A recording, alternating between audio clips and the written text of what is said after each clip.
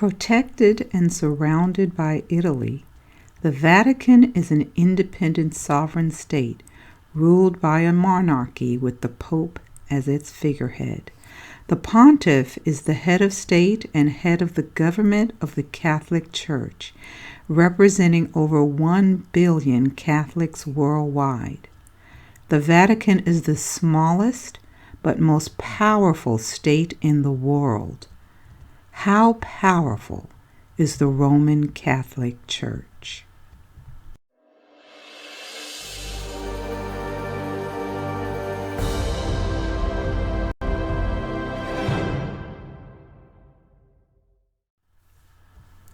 In the last session, we shared information surrounding the Roman Catholic Church's claim that it was founded by Simon Peter, the apostle, and that this Peter was the first pope or father of Christianity.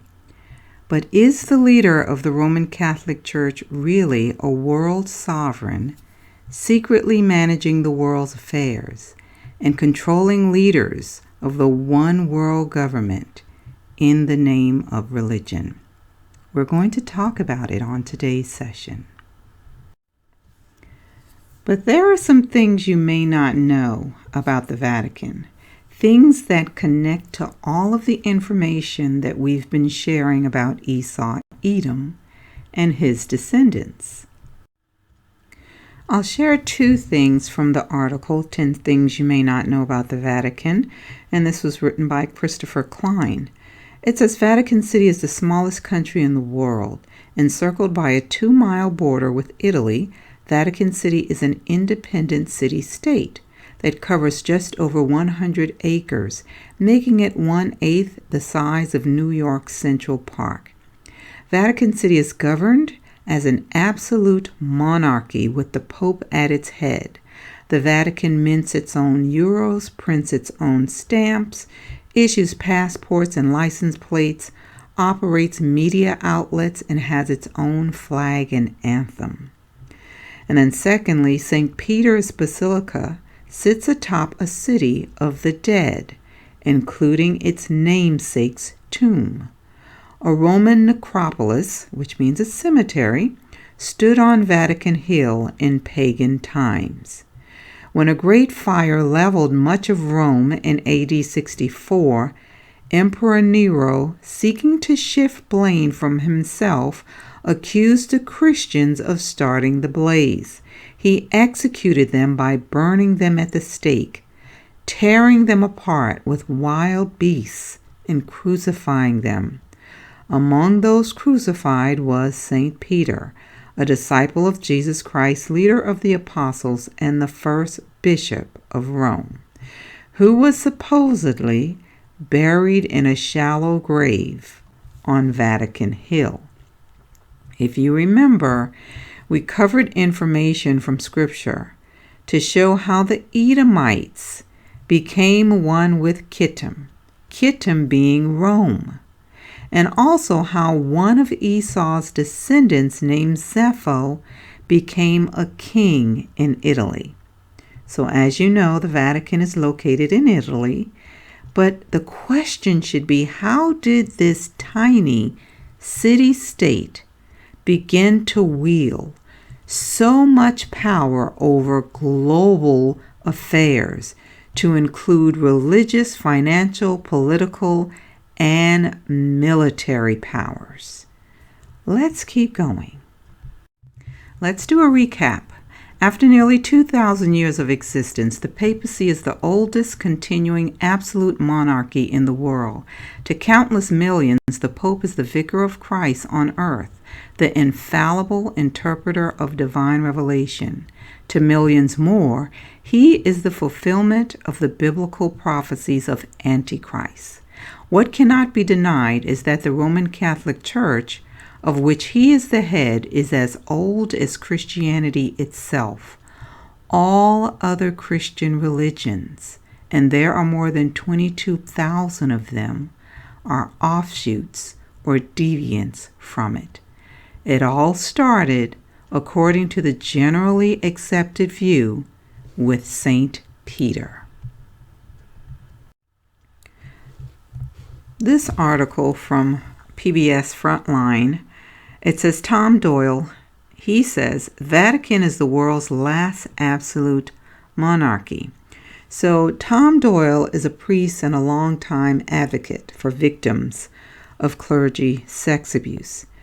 And this former canon lawyer for the Vatican Embassy in Washington, D.C., did an interview regarding the sex scandals associated with the Roman Catholic Church.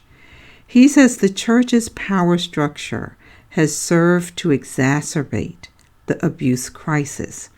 He says that the attitude that the clergy are somehow above other Catholics and that we have to be protected at all costs, I think this is a heresy, he told Frontline. It's an evil virus that infects the institutional church. I will share some more from this edited script, and this was again from an interview conducted in September of 2013. So here you'll see his response to the question from the interviewer when he asked, or when he said, "You were once very much on the inside and have a real sense of how the Holy See functions.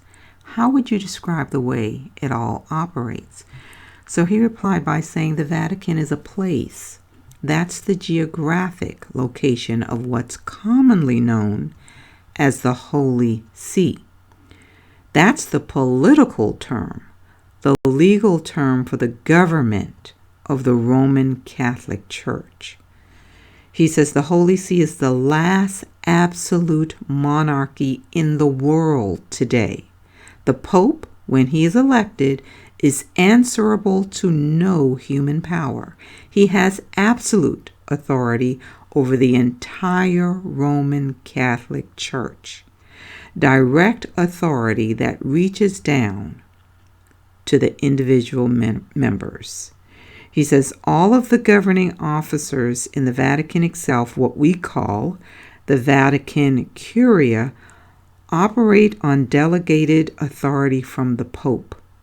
They speak in the name of the Pope. He says there are no separation of powers, as we know of, in most democratic societies. So shouldn't we be asking, if the Pope has this power, absolute authority, then why are they still not able to solve all these sex scandals? Why are they never dealt with? And if the priests are struggling with this, why not allow them to get married and alleviate the problem? It would be in line with the life of the so-called founder, right? If Peter was the founder, he was married.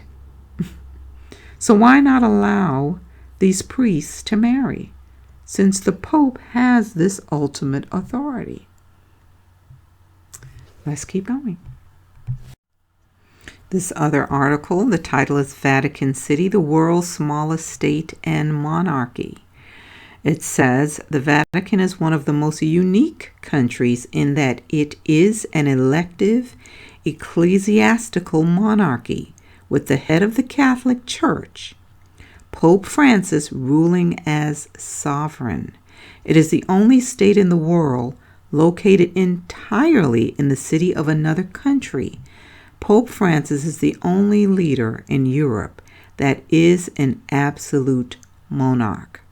Did you catch that? He's the only leader in Europe that is an absolute monarch. Did you think it was Queen Elizabeth? Let's keep going. You may find this interesting. Did you know that there are 3 cities on earth that come under no national authority? They have separate laws, they pay no taxes, they have their own police force, and even possess their own flag of independence. The 3 cities are actually corporations, and they are the City of London, the District of Columbia, and the Vatican. Together, these 3 cities control politicians, judicial systems, educational systems, food supply, natural resources, foreign policies, and the media. if that was not enough, they also control the money flow of most nations, as well as 80% of the world's wealth. Folks, if it's not a one world government yet, it certainly isn't far from it. Are you shocked to hear this? So notice that at the center of each of these city-states are gigantic phallic symbols called obelisks. Where did they originate? They were built by the ancient Egyptians. And if you're thinking that there's a Freemasonry connection here, you are absolutely right. So the definition for an obelisk comes from MasonicDictionary.com.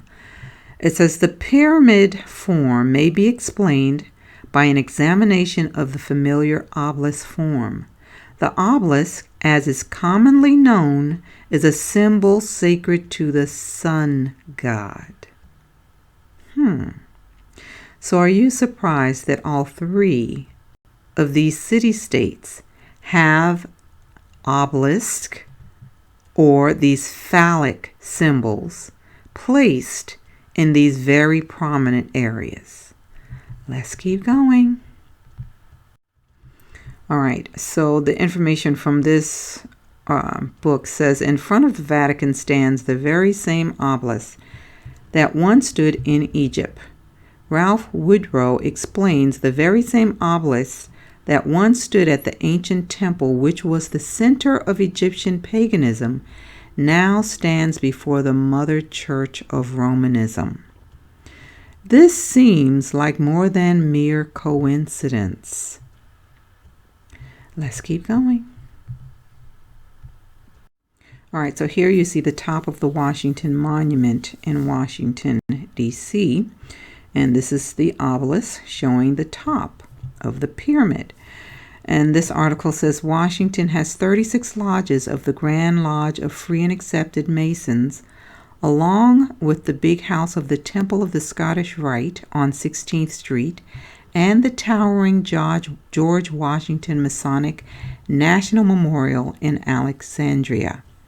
Local Masons feel a strong bond to the area and to the history of the Republic, among whose founding fathers were many Masons, including George Washington, Benjamin Franklin, and many Revolutionary War generals. I'll drop down. It says the Masonic influence here begins with the configuration of the District of Columbia. It is also apparent in the shape of the Washington Monument, the eastern orientation of the Capitol building, and in many other structures and architectural embellishments. We'll keep going. Okay, and here's the obelisk in London.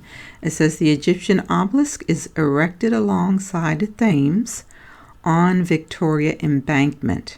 I'll drop down. It says various items are encased in the obelisk's new pedestal: a book of hairpins, a portrait of Queen Victoria, a shilling razor, and chapter 3, verse 16 of the Gospel of St. John in 215 languages. So you may be familiar with that verse, for God so loved the world that he gave his only begotten Son, that whosoever believeth in him should not perish but have everlasting life.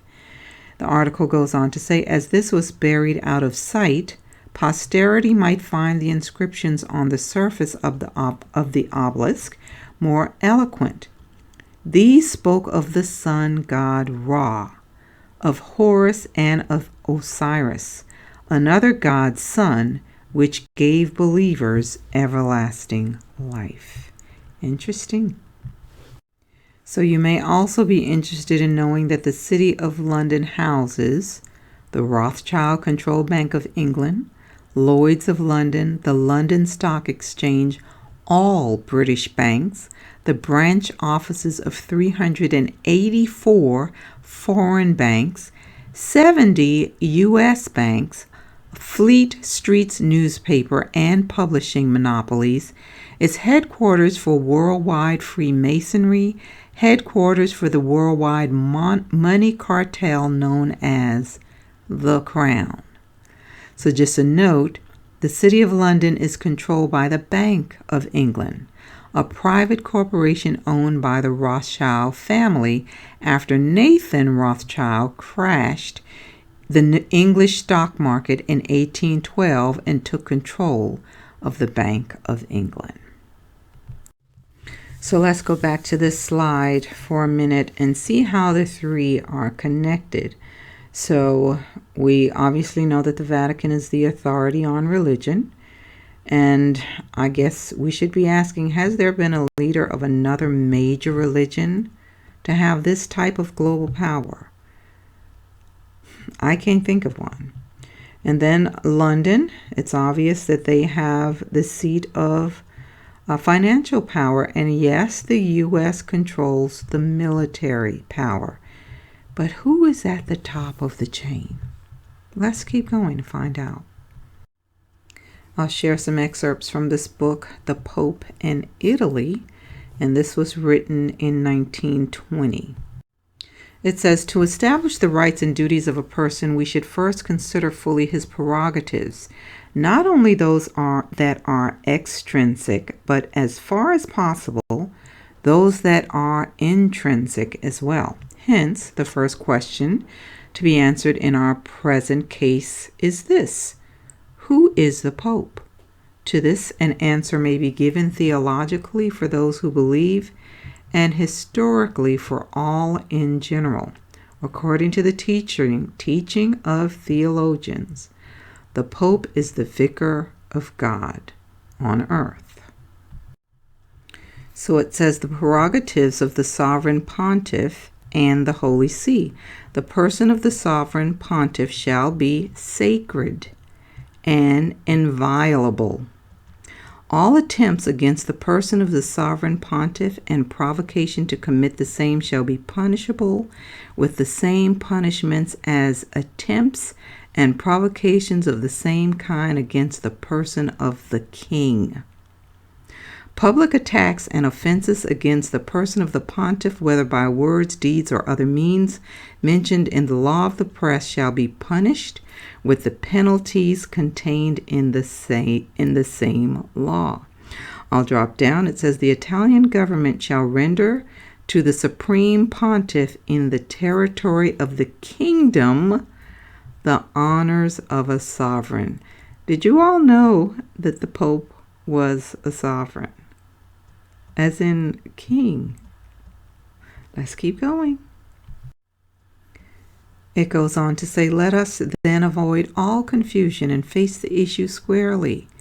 Granted that the Pope is an ultranational sovereign, recognized as such through historical facts, admitted by all the powers, Italy included, granted too that the Pope as such has an innate and inalienable right to be absolutely free from any human authority in the exercise of his world mission, as likewise compelled by the facts of history, all the powers, not excluding Italy, so recognize and admit. Let's keep going. So isn't it time that we finally admit the truth about separation of church and state? There is no real separation of church and state. As you can see, this entity that we call the Roman Catholic Church has been controlling things behind the scenes all along. And this next article that I'll share with you will prove that. So this article was written by Steve Newcomb, and it's called 500 Years of Injustice, the Legacy of 15th Century Religious Prejudice. It says, when Christopher Columbus first set foot on the white sands of Guanahani Island, he performed a ceremony to take possession of the land for the King and Queen of Spain, acting under the international laws of Western Christendom. Although the story of Columbus's discovery has taken on mythological proportions in most of the Western world, few people are aware that his act of possession was based on a religious doctrine, now known in history as the doctrine of discovery. Even fewer people realize that today, 5 centuries later, the United States government still uses this archaic Judeo-Christian doctrine to deny the rights of Native Americans. So I'm going to read some more about this, but I did a video a while ago, last year, called Roman Catholic Doctrine Led to the Founding of America. I would encourage you to go back and listen to that one, because it will provide you on some additional information that will clearly show you that church and state has been working together all along, and that the Catholic Church has been directing many of the activities of these European nations. All right, so this goes on to say the origins of the doctrine of discovery. It says to understand the connection between Christendom's principle of discovery and the laws of the United States, we need to begin by examining a papal document issued 40 years before Columbus's historic voyage. In 1452, Pope Nicholas V issued to King Alfonso V of Portugal. That should be ringing a bell as we were going through the descendants of Esau, Edom. So King Alfonso V of Portugal, the bull of Romanus Pontifex, declaring war against all non-Christians throughout the world, and specifically sanctioning and promoting the conquest, colonization, and exploitation of non-Christian nations and their territories. It says, under various theological and legal doctrines formulated during and after the Crusades, non-Christians were considered enemies of the Catholic faith, and as such, less than human. Accordingly, in the bull of 1452, Pope Nicholas directed, who directed him now? Pope Nicholas directed the king to capture, vanquish, and subdue the Saracens, pagans, and other enemies of Christ, to put them into perpetual slavery, and to take all their possessions and property. You all, this is the backbone of colonization right here. And who gave the order? The Roman Catholic Church. It says, acting on this papal privilege, Portugal continued to traffic in African slaves and expanded its royal dominions by making discoveries along the western coast of Africa, claiming those lands as Portuguese territory.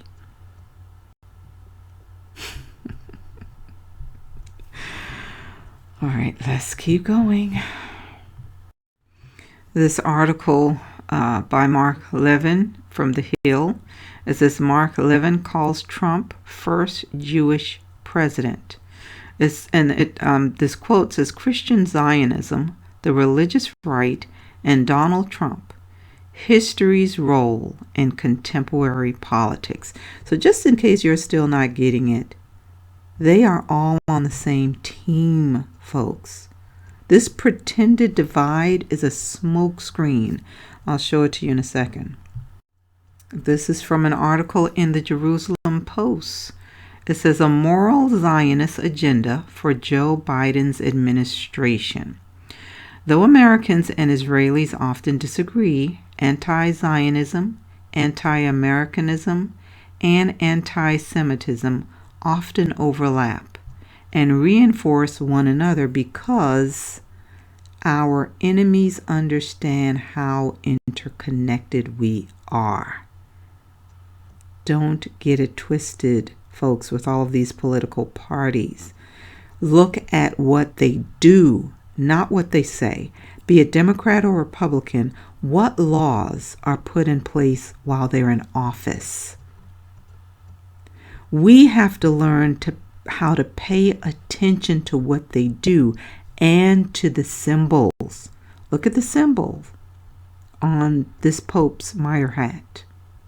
Symbols are a universal language, and the meaning is passed down through the generation. So the names of people and the places may change, but these symbols remain the same.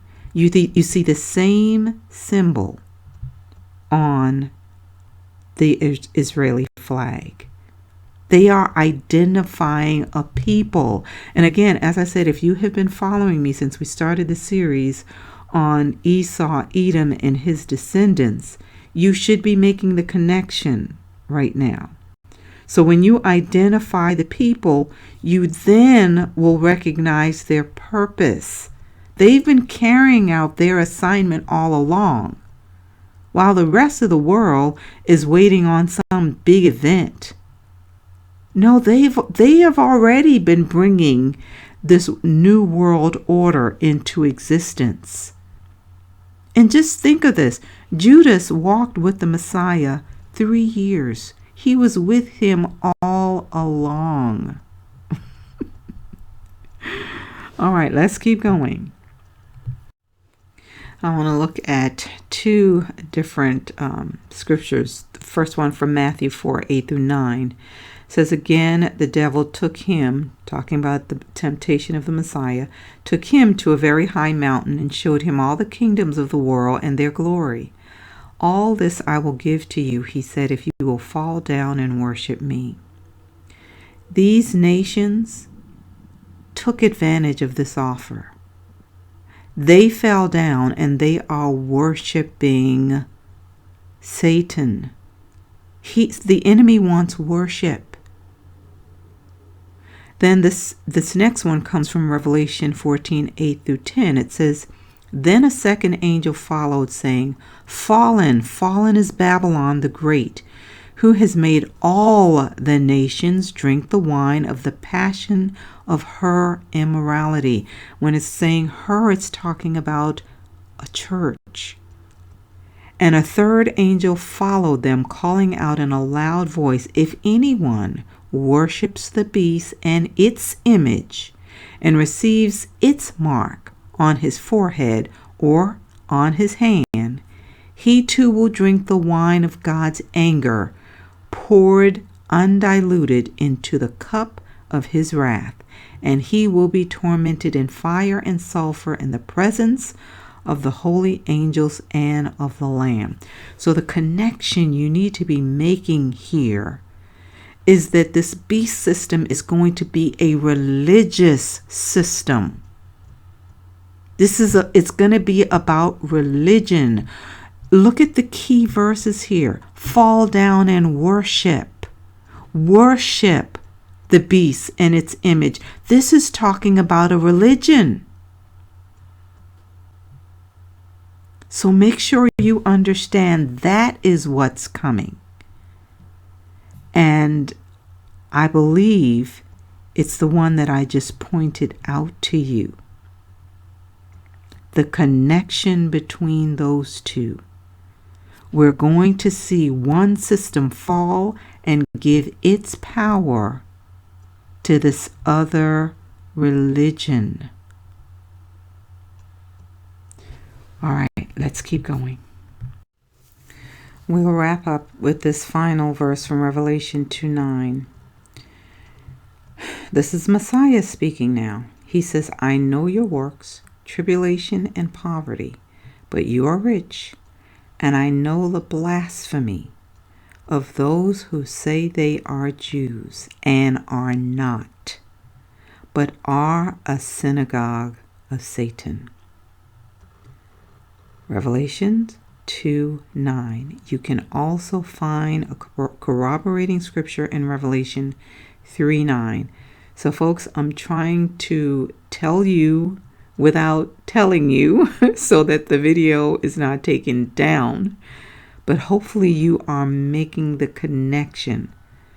What's coming is going to be a religious beast system.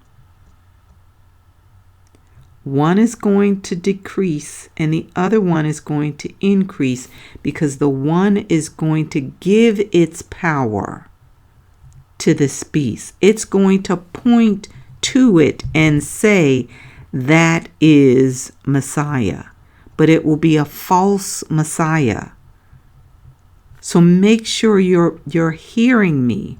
And if you comment on this, use abbreviations. Otherwise, your comments will not be uploaded and you could be blocked. There are certain folks that you absolutely cannot talk about, or your video will be taken down. So hopefully you can see here what is coming and what is at stake. Hopefully you see the connection between these three cities and how it is already taking shape with this one world government. So I hope that this message has been a blessing to you. Leave your comment. Let me know your thoughts. I'd love to hear what you think about this. Join me next time. Shalom, everyone.